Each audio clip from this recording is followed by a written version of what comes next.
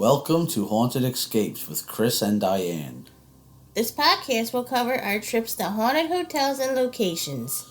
We will go over a brief history of the location, our personal experiences, and even rate some of the ghost tours in that area.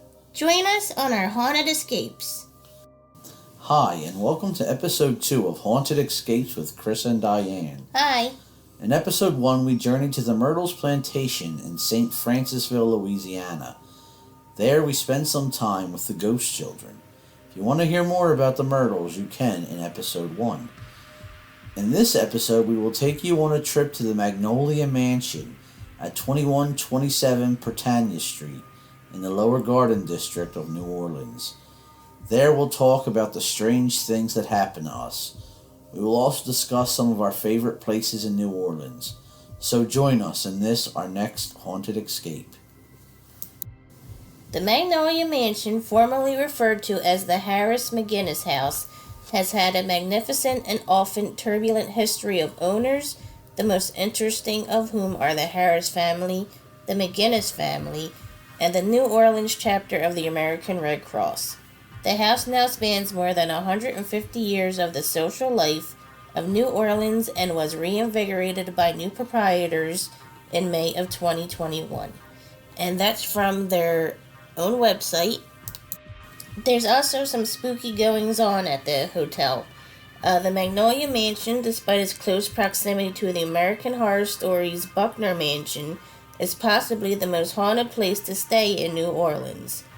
Guests report seeing reflections in mirrors, lights turning off and on, doors opening unexpectedly, sounds of children giggling when none are there, and breezes moving through the rooms on calm nights.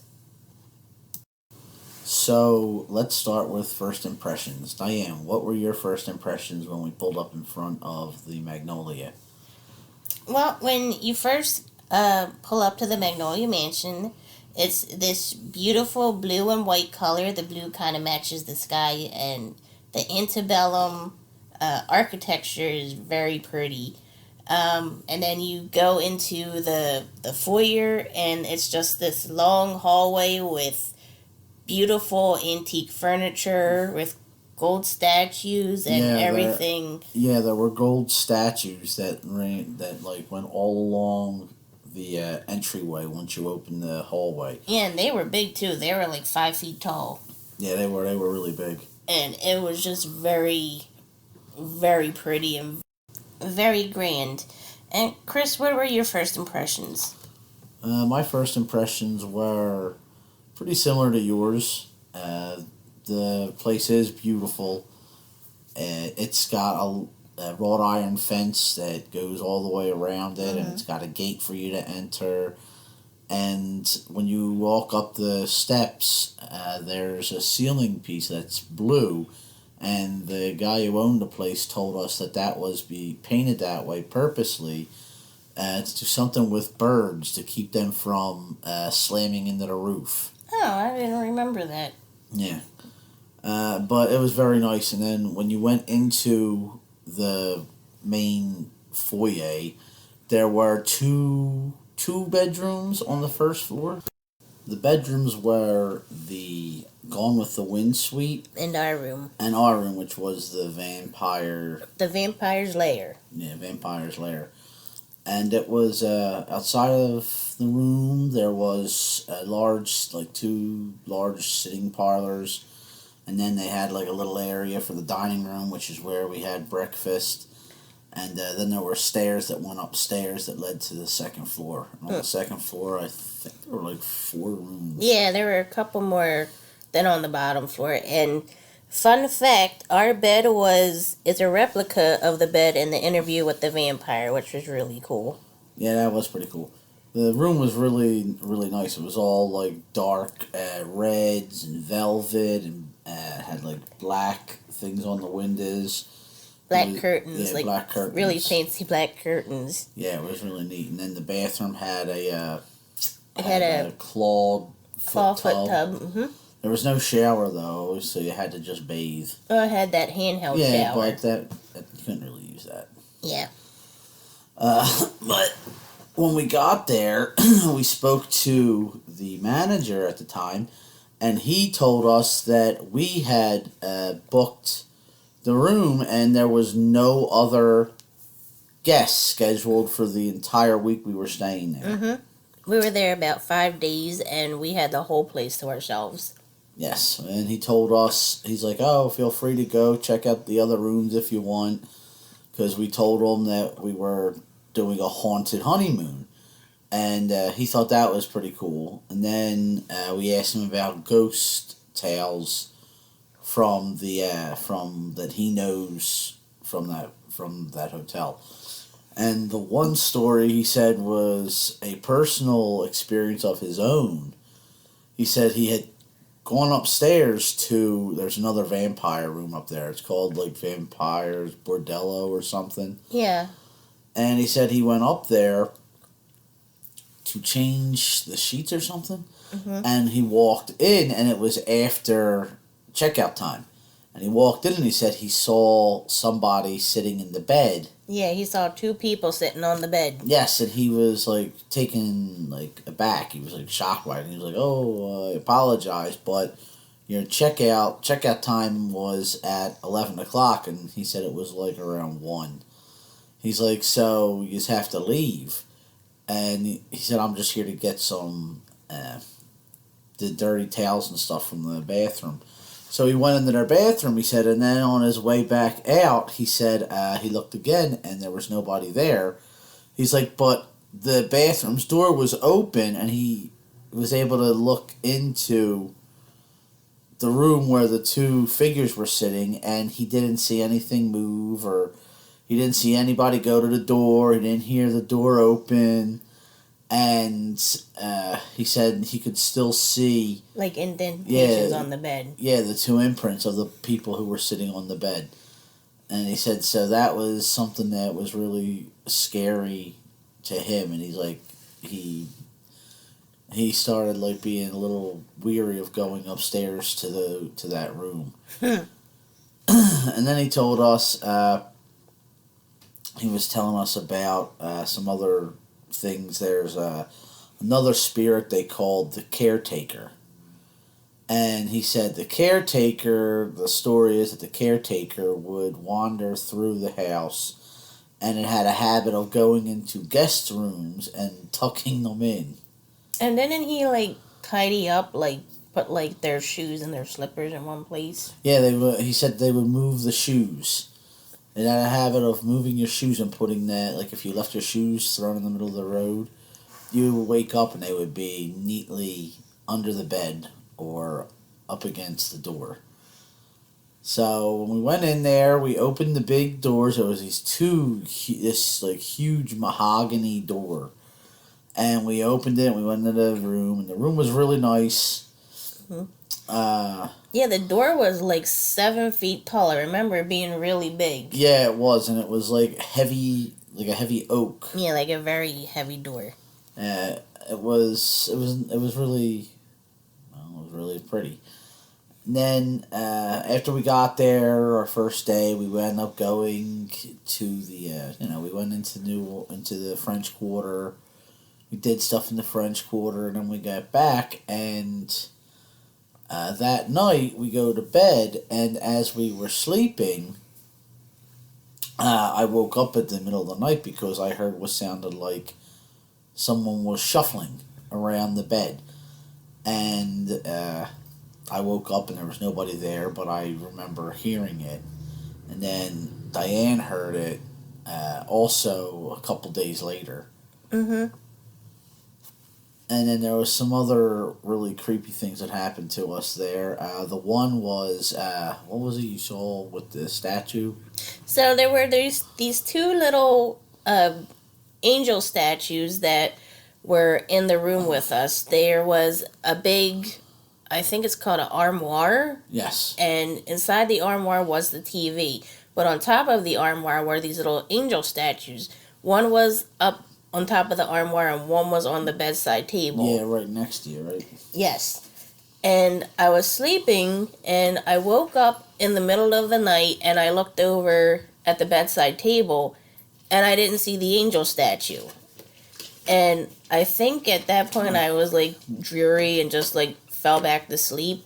And then I woke back up and the angel statue was back on the table, which is weird. Yeah. And then we did have the shoe thing happen to us. We took the shoes off the one of the nights we went home. We came back to the hotel. I kicked my shoes off and just kind of let them sit there. And we went to bed, and I woke up, and the next day they were neatly set together right underneath the foot of the bed. So that was interesting, and my wife says she didn't do it. Yes, I did not move his stinky shoes. So then the one night, another one of the strange things that happened. We were out real late one night in the French Quarter, and we had gone to eat, and we had gone on a ghost tour or something, and we came home, back to the hotel, and we were walking in. Now, remember, we're the only people staying here for this entire week. Yes. So we come walking in and getting ready to relax and sit down on the furniture, when all of a sudden we hear what sounded like somebody up on the second floor walking around. Yes, there was a lot of movement on the second floor. It was loud too. It was audible. You knew that there was somebody up there, heavy footsteps. Yeah, and we looked at each other well, we didn't think anybody else was coming in. The manager didn't say anything. I mean, not that he has to say anything to us, but but they would have, because he knew we were there by ourselves. Yeah, and we were well, do we go up there? What's going on? Yeah, so Diane goes over to the foot of the steps, and we're both standing there listening, and we yelled up there. Mm-hmm. We yelled up to, see if anybody was upstairs, and there was no answer, but you kept hearing the footsteps. So we wound up going upstairs to go check it out, and we go up the stairs, and it's totally dark in the upstairs. There were no lights on or anything. Mm-hmm. So we just had our flashlights on our phone, and we go up the steps, and once we get up there, we're looking down the hallway, and there was nobody. Nothing. Nobody was there. We checked. We even looked in a couple of the rooms, they were all open. And we even checked the logbook, where you have a logbook where you you could sign in. Yeah, you signed your name in, and there was nobody signed in for you to see if anyone had come in while we were gone. So that was pretty spooky. Mm-hmm. And then that same night, if that wasn't enough, after we got done, we go downstairs and we're going to go to bed. Mm-hmm. And I was getting washed up, and we were already a little spooked from what had just happened. And I happened to take my wedding ring off, and there was this little fireplace mantelpiece. And I laid my wedding ring down on there as I went into the bathroom to wash up to go to bed. So I come out, and I turn the lights off, and I go over to my side of the bed. And once I lay down, I remember, crap, I left my ring over on the mantelpiece, and I said something to Diane. Yeah, I remember you saying, well, I'm going to leave my wedding ring over here, just so I know where it is and I don't lose it. And I was like, okay, I think I was in bed at that point, I'm like, okay, we'll just get it in the morning. Well, yeah, so then we lay down and we went to sleep, and the next morning, I wake up, and my wedding band is sitting on the table right next to me. Mm-hmm. On the bedside table. So as I see it, I look at it, and I'm like, huh. I said to Diane, you didn't have to grab that and bring it over here. It was just going to sit there. No one was going to take it. Mm-hmm. I knew it was there. I would have gotten it in the morning. And she turns around and she's like, what are you talking about? And I said, well, you grabbed my wedding band from the mantle and you brought it over and put it next to my bed. Mm-hmm. And I didn't do that. Yeah, she's like, I didn't touch your ring. She's like, I didn't take it. I didn't move it. And I remember just looking at her. I'm like, yeah, you had to. Well, don't be messing with me. And she's like, no. She's like, I didn't, Chris. I didn't take it. So then I'm sitting there racking my brain trying to figure out if I woke up and got it. But no, I slept straight through. So I I don't know. To this day, I got the goosebumps even thinking about it. To this day, I still don't know how that ring got moved from the mantelpiece next to It was the the caretaker. bed. Yeah, I guess so. I guess it was the caretaker because we did hear the shuffling almost every night we were there, and it was like imagine somebody wearing like bedroom slippers or like shoes, and they're not picking their feet up all the way. Yeah, they're just shuffling on the carpet. Yeah, and we heard that just about almost every night we were there. So that was definitely odd.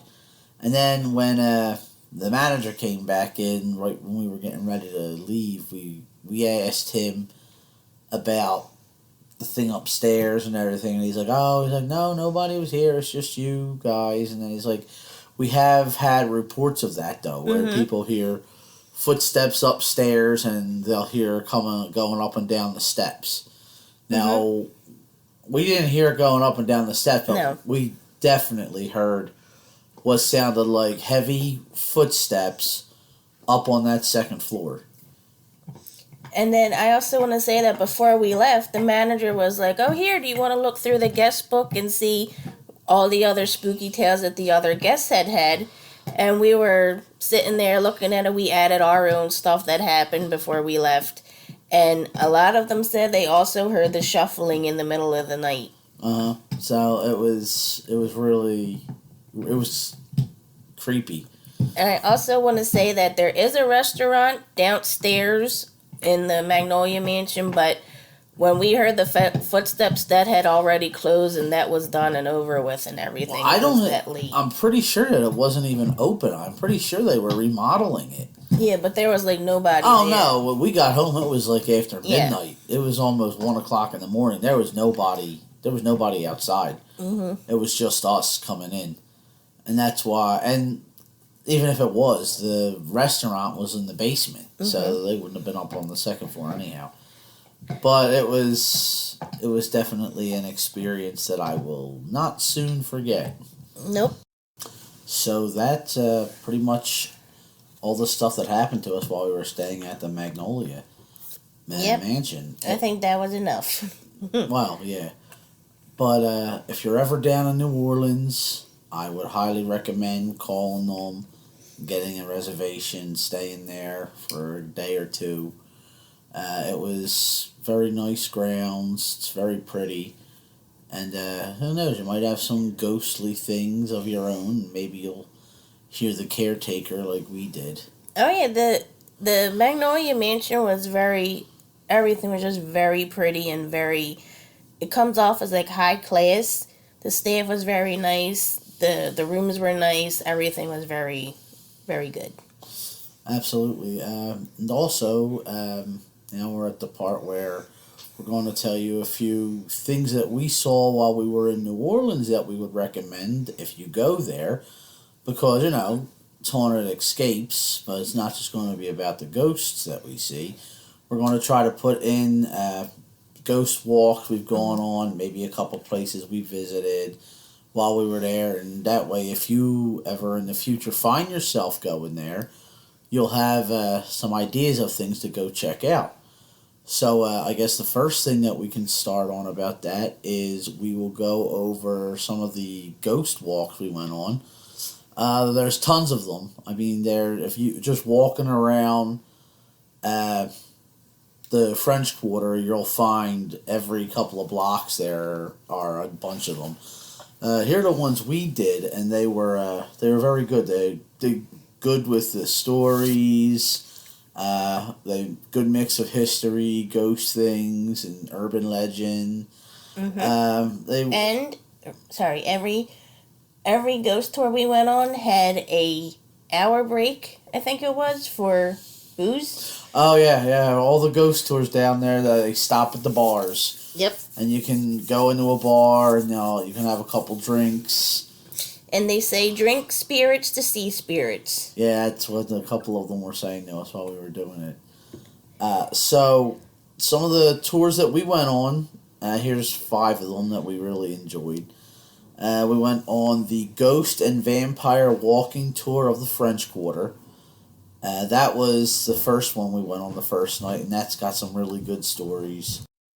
The second tour we went on while we were there was called the New Orleans True Crime Voodoo and Vampire Walking Tour. Then we went on the Haunted History Ghost Tour. Mm-hmm. Yeah, I think that was my favorite one. And then the last one went on was the 5-in-1 Ghost and Mystery Tour. That one was pretty cool too. They took you into a voodoo shop and they tell you stories about voodoo and Marie Laveau. Maybe that was my favorite one. What was your favorite one? Out of all those, I liked all of them. I really liked the ghost one. I mean, they all went to a lot of the same places, but I know the Ghost and Vampire Tour, they went to the Lalaurie Mansion, and they stood outside of the Lalaurie Mansion to tell you the story about Delphi Lalaurie was her name, I think, or Delphine, and how she had the servants who she like abused and did all kinds of stuff to them, and then the house wound up catching on fire, and the people caught her. Yeah, that's how they caught her. Yeah, and they chased her out of town. And then there was another one of the stories they talk about was this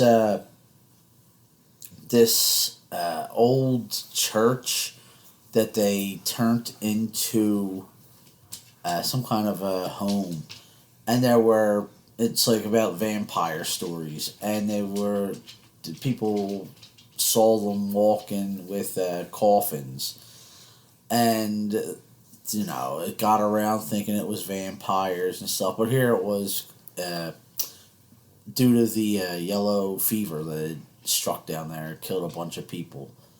Yeah, we didn't get a chance to go to any of the cemetery tours. We'll just have to do that next time. Yeah, I definitely want to get down there again. And then there's a bunch of great little shops down on, what was it, Royale Street? I think it was Royale Street. Royale Street, it's in the French Quarter, which, from where we stayed, you could go right around the corner and hop it was like a trolley. Yeah, I think it was St. Charles. Yeah, St. Charles Street. Yeah, trolley. And it was like $1. Yeah, it was really cheap and we got there really quick. Yeah, and it drives you right down to the French Quarter where they drop you off. Right in the heart of everything. Yep, and when you go into the French Quarter, it's it's only a certain block radius where you're allowed to have alcohol and stuff out on the streets.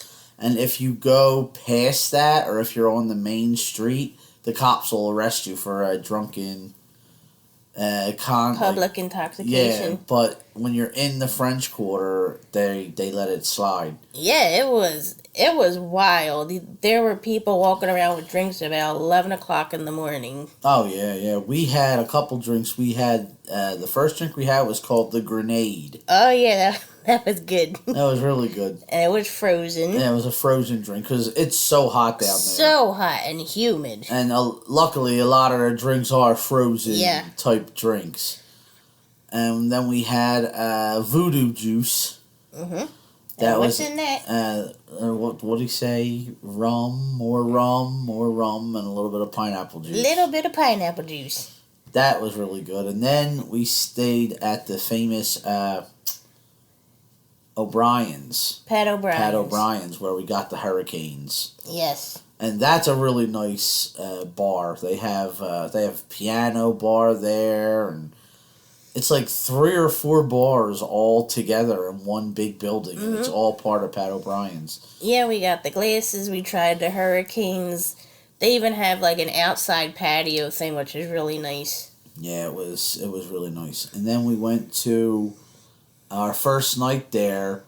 We were walking along the street, and this homeless guy came over, and we were talking. And he started talking to us, and he asked us if it was our first time there, and we're like, yeah, and we're discussing it, and we're like, yeah, we're going to go to Bourbon Street, go listen to music, and he's like, no, you don't want to go to Bourbon Street. He's like, you want to go to Frenchman Street. Yes. He said, that's what Bourbon Street used to be. He said, go to Frenchman Street, and there's all kinds of bars there and stuff like that. he goes, and I'm like, all right, okay, yeah, we'll try it out. And he said, go try the Spotted Cat Cafe. And now this isn't a sponsor for them or anything, but that was the first place we went to there, and it was great. Yeah. Great music, great everything. The atmosphere, the people, and then after that, I recommend going there. Then we went to Cafe du Monde. Oh yes, and we had the beignets, the delicious beignets. It's a long wait, but it is worth the wait. It gets very busy there, but they're worth the wait. And it's busy like nonstop. We went, it had to have been like midnight, and the place was still open. Mm-hmm. And we wound up going over there to get some. The coffee, they have regular coffee, and they have this other one called like chicory root coffee. That was kind of funky. I didn't like that. But the regular coffee was good. Mm-hmm. Now, everybody loves Bourbon Street, and Bourbon Street wasn't really our deal, but it is for certain people. If you're single, if you're younger, we're a little bit older, a little bit more mature. So Frenchman Street was more of our scene. Yeah, that had more just the clubs and the music, and it wasn't all... And Bourbon Street gets kind of... It's raunchy down there, and we just not into it at the time. Plus, it was our honeymoon, so we're not going to be going there. But Frenchman Street was neat. They had a bunch of different little bars and music. You hear the music just walking down the streets. You can hear the jazz playing. Yeah, there were just impromptu people playing instruments all over the place. Yeah, we were walking after leaving the Spotted Cat. We were going to go to Cafe du Monde, and as we're walking, we just hear music playing, and we followed to see where the music was coming from. And it must have been about 3 or 4 guys, and they were just playing. They were just playing music in the middle of the street, and there was a whole group around them, and people were dancing. It was wild. It was a lot of fun. The next part we're going to talk about is some of the places we would recommend for like food. Yes. Now everybody's going to have their own tastes, and New Orleans is such a good place for food and things to eat. But the ones we went to, it's too many. You'll never get to see them all, and they're all good. But we just went to a few. And some of the ones we went to Two Jacks. Yes, we went there our very first day. We took an Uber, and we were like, where do we go to get good food? And he said Two Jacks. Yes, and the food, it is good. It was very, I had a shrimp etouffee, and I think I had some kind of meatloaf thing. Yeah, something like that. I'm not a seafood eater. No, yeah, she doesn't like seafood.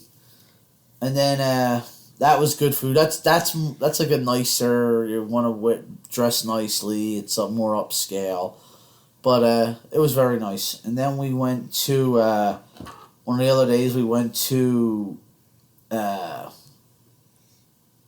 Mambo, and once we went there, that's like a little tiny. It's like a restaurant bar thing. And we had the jambalaya, which was excellent, and this thing called a muffaletta. Yes, the muffaletta was delicious. It's like a hoagie with an olive spread, like an olive salad, and I loved it. It was one of my favorite things I've eaten there. Yes, and then one of the places we went to after that was called... Because you go down to New Orleans, everybody talks about po' boys. That's one of their signature things. And there's tons of po' boy shops, and you don't know which one to go to. So we just happened to ask... Your best bet is ask the locals. Yes. When you go into some of the restaurants or some of the shops, just ask them, and they'll tell you where to go. So we wound up going in there, and we told them we were looking to get these po' boys, and they told us to go to this place called Johnny Po' Boy, and they were good. They were good too. It was that was a good sandwich. And then we went to the Gumbo Pot. I think that was our last night. Yeah, that was our last night. Our last night there, we went to the Gumbo Pot, and that had a line out the door. Yeah, I think that's the one we made a reservation Yeah, for. we made a reservation for that one. And then we went in there, and once there, I had, obviously, their gumbo, which was awesome. And then I had crayfish etouffee. Now, what the etouffees are is it's like shrimp that they grill, and then they have like grits, and there's like a sauce that they put on it. And the crayfish was the same thing, only instead of shrimp, it was obviously little crawfish. I would eat the grits. I would eat everything but the seafood. Seafood was good though. And there, I think she had chicken, big whoop. Yeah, I think a Cajun or a Creole chicken that was Something delicious. like that. And then we had this real good white wine to go with it. Oh yes, what was it? A Riesling? Yeah, it was a Riesling. I can't remember the name of it, but it was very good. And I haven't been able to find it. We took a picture of it so we would remember it. Mm-hmm. But when we came back up here trying to find that wine again, I can't find it. I think it was a French wine. It might have been. It probably was. A lot of the stuff down there is French. But yeah, and then you can go on carriage rides where they have it's a mule and it pulls the carriage throughout all the areas, and they have a guide who will tell you stories and they give you a history thing, and they actually have a haunted one too that I wanted to do, but we just ran out of time. Yeah, I think we got the carriage ride at St. James Square. Yeah, that's where it picks you up, and it was fun. It was a lot of fun. It was a great vacation, great honeymoon. The ghosts were cool, but even without the ghosts, I would give the trip a 5-star rating. It was awesome. So, just so everyone knows, like, none of these restaurants or walks that we've been talking about are, like, sponsored or anything. But we're open to it.